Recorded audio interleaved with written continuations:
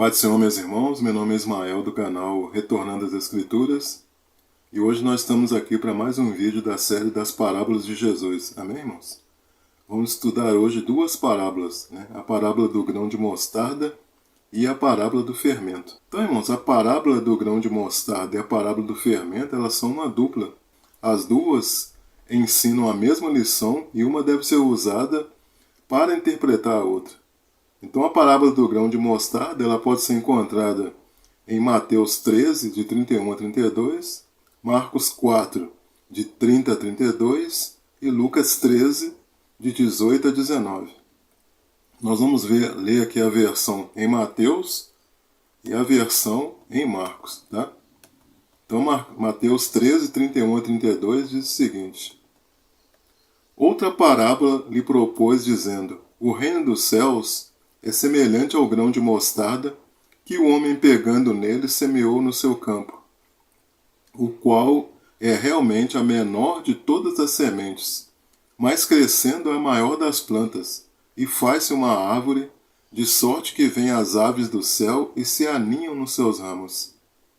Vamos ler a mesma versão em Marcos 4, 30 a 32, que diz assim: E diziam: A que assemelharemos o reino de Deus?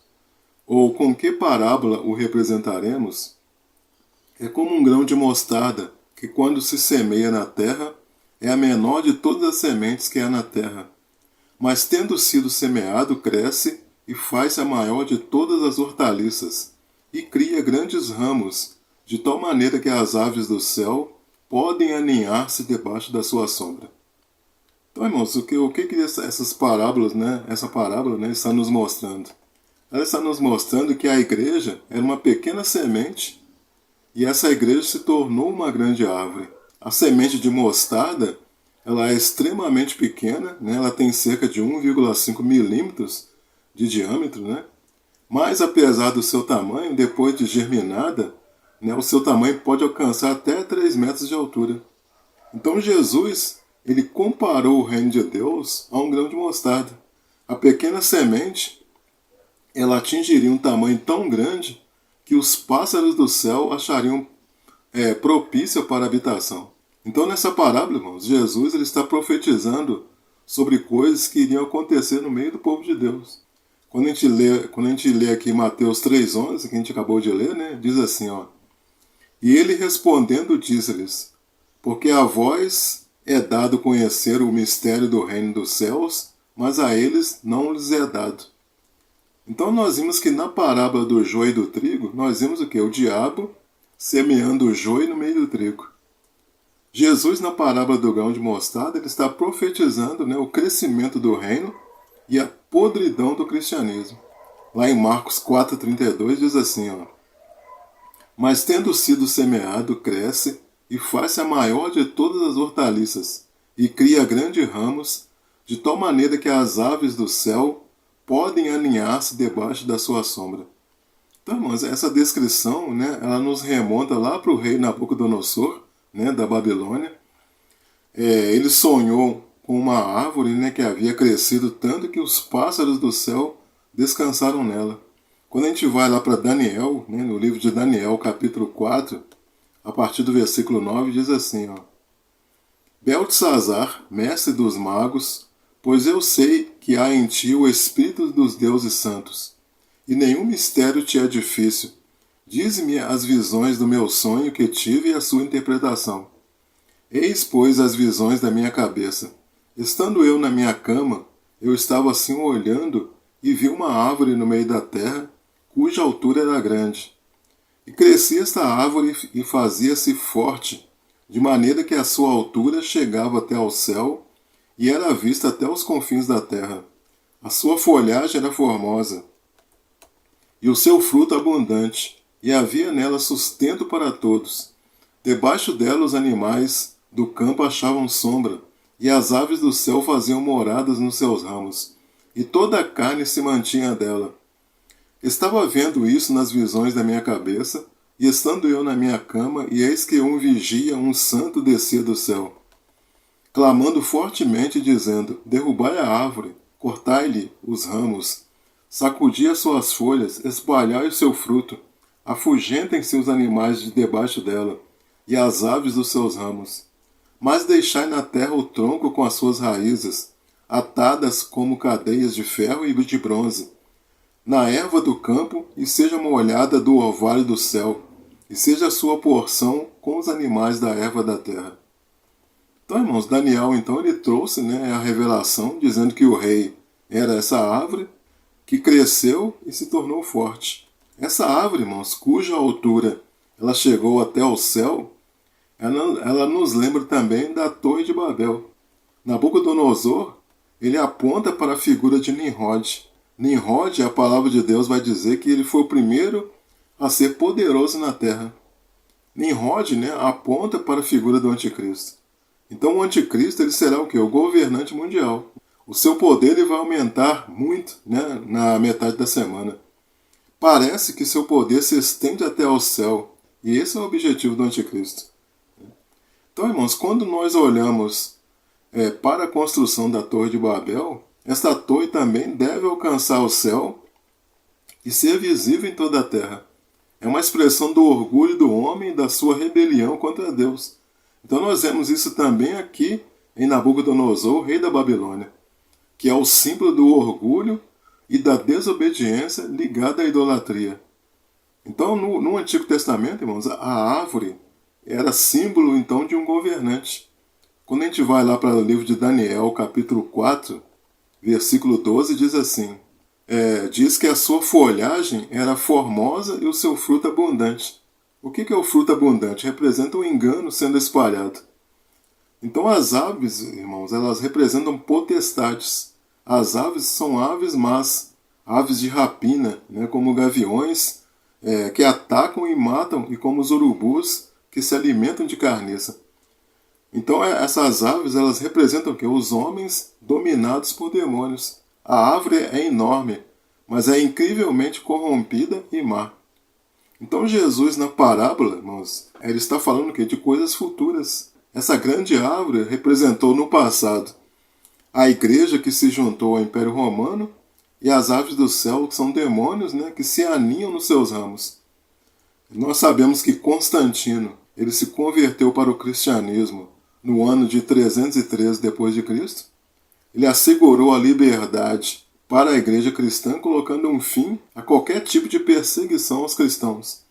Então a igreja antes, ela crescia com a perseguição, mas a igreja era pura.